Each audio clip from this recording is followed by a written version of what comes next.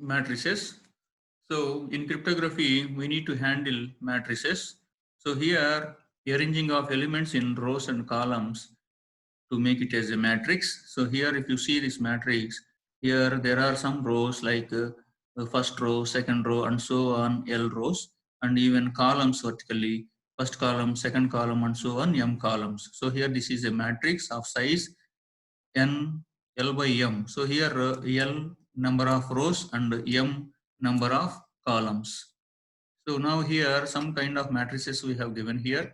So single row, this matrix have, so we call it as the row matrix, and here single column, this matrix is called as column matrix, and here square matrix where rows and columns are equal, and n by n matrix like.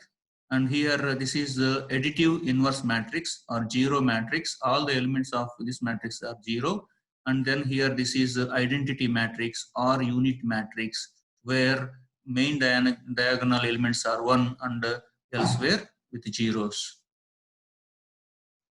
Operations and relations. So here equality operator among two matrices. So here two matrices A and B are said to be equal if all elements like Aij equal to Bij for all I and j. So here matrix addition and subtraction. So here two matrices we can add and get the result in the same way, subtraction also. And here multiplication. So matrix multiplication have a condition.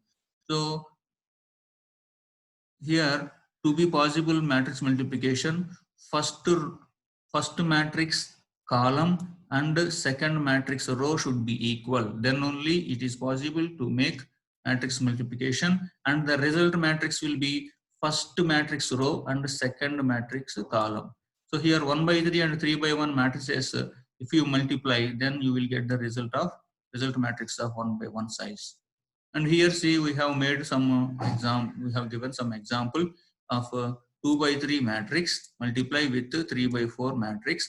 So here first matrix column, second matrix row are equal, so matrix multiplication is possible here, and the resulting matrix is first matrix row, second matrix column, 2 by 4 matrix is the result that we got here.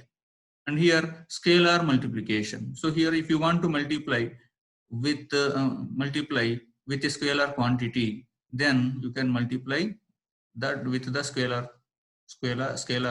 quantity with all the elements of the matrix. So this is the resultant matrix.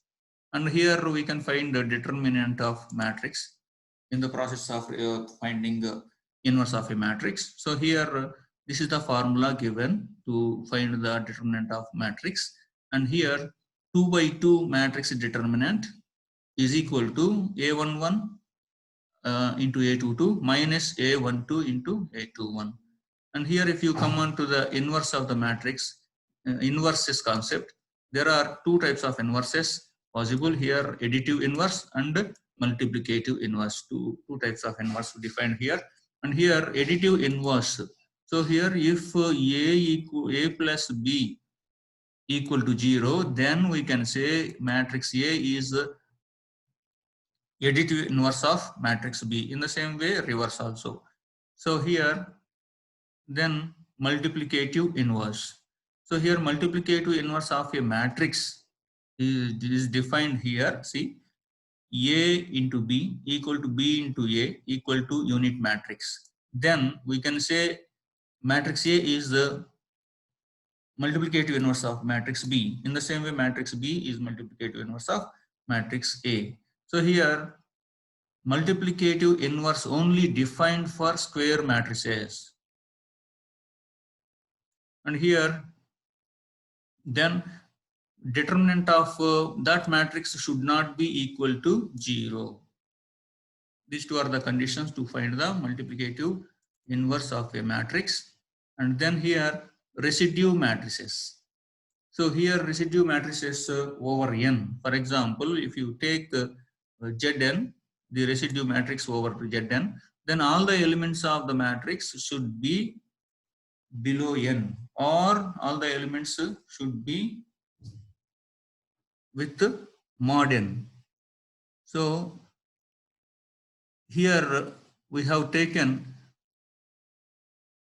residue matrix and its multiplication inverse in Z26. So here A matrix has taken. Now determinant of that A matrix is 21.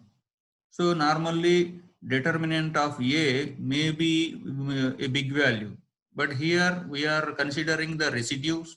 So here the value of determinant of A mod 26 you need to take, so that the determinant of A also an element of Z26. So here in the same way you have to find inverse of the matrix. So sometimes the elements may be more than 26. So you need to make mod 26 to get all the elements or the elements of Z26. So here the residue matrix have multiplicative inverse if determinant of A comma n equal to 1. Then only you will define multiplicative inverse of the given matrix, otherwise not. And here now see this one, linear congruence. Here single variable linear equations. So here see this equation, Ax is congruent modulo B mod n.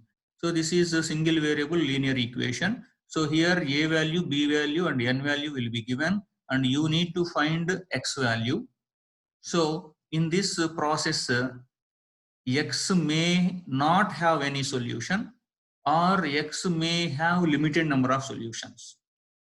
So here, how can you find whether the equation is has not have solutions or have some limited number of solutions? See here, GCD of A comma n equal to D. Find GCD of A comma n, that call it as D. And if D does not divide B, then there will not be any solution for the x. And if D divides B, there are some D solutions will be there. So now here, if D divides B, if D divides B, then automatically the equation have some limited number of solutions, means D solutions. So here we have to reduce first the equation by dividing with D on both sides of the equation. And then you have to find out the first solution, as that call it as x0. And then from x0, you will find other solutions with the formula x equal to x0 plus k into n by d, where k varies from 0 to d minus 1. So here we will see an example with the same process what we have followed to solve the example. Now here see, solve the equation 10x is congruent modulo 2 mod 15. Now we need to find first GCD of A comma n, where GCD of 10 comma 15. So GCD of 10 comma 15 equal to 5. Now we need to check whether it divides with B or not. So here B value is 2, so that 2 by 5. 2 by 5 remainder is not equal to 0, means that it does not divide. So whenever it does not divide, it doesn't have a solution. So you no need to solve this equation, because we found out that there is no solution defined for this equation. Now we will go for the next example. Solve the equation 14x is congruent modulo 12 mod 18. So here now GCD, find out GCD of A comma n, A equal to 14 and n equal to 18, GCD of 14 comma 18 equal to 2. Okay, then 2 divides 12 or not, that need to check. So 2 divides 12, yes, because here 12 by 2 remainder will be 0, that is why we can say 2 divides 12. So here exactly how many solutions will be there? D number of solutions. Here GCD of 14 comma 18 equal to D, where D value is 2, so that 2 solutions will be there. D number of solutions will be there, where D equal to 2, so that 2 solutions were there for x. Now take we need to find first solution. So here take the original equation, 14x is congruent modulo 12 mod 18, and divide with D on both sides. So D value 2, so that divide with D. So 14x by 2 equal to 7x.